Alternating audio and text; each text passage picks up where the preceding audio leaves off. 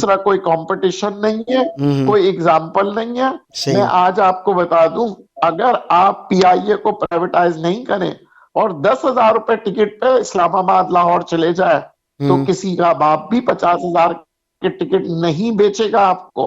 सही। और इस पीआईए फुल जाएगी कि यानी कि आपके पास जगह नहीं होगी, क्योंकि लोग कहेंगे भाई सारी एयरलाइनें 50,000 की है, ये 10,000 में दे रहा है, मैं तो पीआईए में जाऊंगा। पीआईए फुल हो जाएगा। सही बात। मगर हमारे को पीआईए को 50,000 से क्या 60,000 का टिकट लेंगे ताकि पीआईए चले ही नहीं। हमें ये सोचना पड़ेगा कि जनाब आज तक इदारों में क्लबों का ये हाल है, प्राइवेट क्लब 20 लाख रुपए मेंबरशिप, 50 लाख रुपए मेंबरशिप, आप देखें पता नहीं कितने लाखों रुपए लेते हैं मेंबरशिप के। मगर क्या हो रहा है कि वो मेंबरशिप की फैसिलिटी क्या है, वो कमाने का। मुझे याद पड़ता है आज से कई साल पहले जी, मैं एक साहब के पास गया था, मैंने कहा जनाब इस क्लब की मेंबरशिप का क्या फायदा।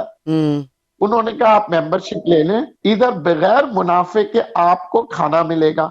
यानी कि अगर फर्ज करें 100 रुपए का एक प्लेट बिरयानी की है, तो उसके 100 ही रुपए हम लेंगे क्योंकि आप मेंबर बने फलां क्लब के। मगर अब नहीं होता, आप मेंबरशिप के भी पैसे दे और वो 100 रुपए वाली बिरयानी को वो 300 रुपए में बेचे। और फिर वहां पे जो वहां पे अगर कहीं कोई फंक्शन भी कराना हो तो उसके भी पैसे ले लें। यानी हर चीज में हमने क्या सीखा है कि बस लेते जाओ। दुनिया में जब हम देना शुरू करेंगे ना जी, तब चीजें बेहतर होंगी। हमने पूरी कौम ने, सारी दुनिया का, बल्कि मैं यही प्रॉब्लम है कि जनाब हम लोग नंबर 1 अपने वैल्यूज को भूल चुके हैं। सही। हम चीजों को इस्तेमाल करना नहीं जानते बल्कि नई चीज लेना शुरू कर देते हैं। पुरानी चीज अभी सही तरह इस्तेमाल भी नहीं की होती कि हम नए चीजों में हमारी नजर आती है। सही बात। जनाब एप्पल का नया आ रहा है, आईफोन 10, आईफोन 11, आईफोन 12, 13, 14, ये हम क्या कर रहे हैं। सही। हमारा आईफोन 6 में भी वही काम कर रहे हैं, 14 में भी वही कर रहे हैं, मगर क्या है कि 4 लाख रुपए दे रहे हैं हम लोग। क्यों? अब इसी तरह एयरलाइनों पे कोई चेक एंड बैलेंस नहीं है। सही बात। इसी तरह ट्रेन के डब्बों पे, इसी तरह ट्रांसपोर्ट के, बसों के, बेहतरीन बेहतरीन बसें हम लेके आ जाएंगे, कीमतें बढ़ाते जाएंगे बढ़ाते जाएंगे बढ़ाते जाएंगे। सही। तो जनाब हमारे को जिस कौम में चेक एंड बैलेंस होगा वो कौम तरक्की करेगी। और उसकी मिसाल है चाइना। चाइना में हर चीज का चेक एंड बैलेंस है।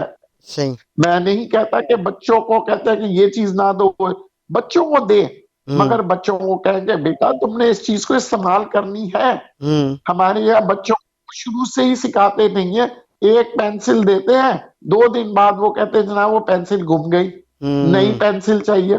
पेंसिल अभी सही तरह आखिर तक इस्तेमाल नहीं होगी। मुझे याद है हम जब छोटे थे तो जब तक आखिर तक शॉर्पनर करते थे इतनी सी छोटी सी हो जाती थी कि उंगलियों में पकड़ी नहीं जाती थी। सही। मगर वो पेंसिल हम रखते थे। आज पेंसिलें जो है शॉर्पनर तो इस्तेमाल इतना होता नहीं है, पेंसिल आप देखे फौरन दूसरी आ जाती है। यही होता था बॉल पेन का, जब तक कि बॉल पेन की इंक खत्म नहीं होती थी वो बॉल पेन हमारे पास होती थी। आज बॉल पेन गुम हो जाती है। आज बॉल पेन को हम संभालते नहीं है और फिर नई बॉल पेन फौरन खरीद लेते हैं। अरे यार 20 रुपए का तो है, एक और ले आओ। सही बात। जनाब इसी तरह पानी का गिलास हम पहले उतन बैठ के 3 घूंटों में पानी पी के खत्म करते थे। आज आप देखें पानी अब जाया करते, पूरी गिलास लिया, 2 घूंट किया, बाकी का पानी फेंक दिया। आज पानी की शॉर्टेज हो गई। इसी तरह खाने की, शादियों की, क्या घर के अंदर पहले ये होता था कि जनाब हमने आधी रोटी खाई और चाहिए तो आधी और ले ली, फिर एक और ले लिया। अब हम क्या करते हैं, पहले से ही 6 तंदूर की रोटी ले आते हैं और खाते हैं। हमारे घर वाले मिलके 4 रोटी, 2 रोटी बच गए। अब क्या करें जनाब, वो सूख गई। सूखने के बाद आप मासियां जो है बेचना शुरू कर देती हैं और फिर बेच के वो पेपर बाटली वाला ले जाता है, वो घूम फिर के वापस हमारे घर में आती है क्योंकि उसे ले जाते हैं बेकरी वाला, उसको दोबारा से रिफ्रेश करते हैं और वो फिर वापस सब वही बेकरी का ले आते हैं। यानी कि जो हम गुनाह कर रहे हैं ना उसकी सजा हमें मिलती है जनाब। तो हम कहते हैं यार रोटी आजकल अच्छी नहीं आ रही, पेट में दर्द हो रहा है, ये वही रोटी है जिसको आपने फेंका था दुनिया भर के जरासीमों के साथ मिलके, फिर वापस नई बना के वापस आपके पास आती है। तो याद रखिएगा, आज अगर हम अपने आप को नहीं बदलेंगे तो कल हमें दूसरों से शिकायत नहीं करनी चाहिए, क्योंकि हमारा अपना कसूर है। आज हम इलेक्शंस की तरफ जा रहे हैं। मैं दोबारा से कहूंगा, खुदारा अक्ल के नाखून ले। हमारे यहाँ आज भी नहीं, वो तो हमारी पुरानी पार्टी है ना, हम उसी को देंगे। क्यों देंगे? आप पुरानी पार्टी ने आपके लिए किया क्या है? सही। आपको पिछले कई सालों से, आपको अगर इस पार्टी ने आपके बच्चों का मुस्तकबिल किया है जी तो फिर दे, मगर अगर नहीं दिया है लारे और बातों पे, तो फिर भैया कसूर आपका अपना है। क्योंकि आप लोग है ना इश्क करते हैं, चला फला पार्टी को तो हम अपना देंगे ही देंगे, ये तो अपने वाले हैं, ये तो चौधरी है, ये तो मलिक है, कि हम तो पख्तून है, हम पठानों को ही देंगे, हम तो महाजिर हैं, महाजिरों को ही देंगे।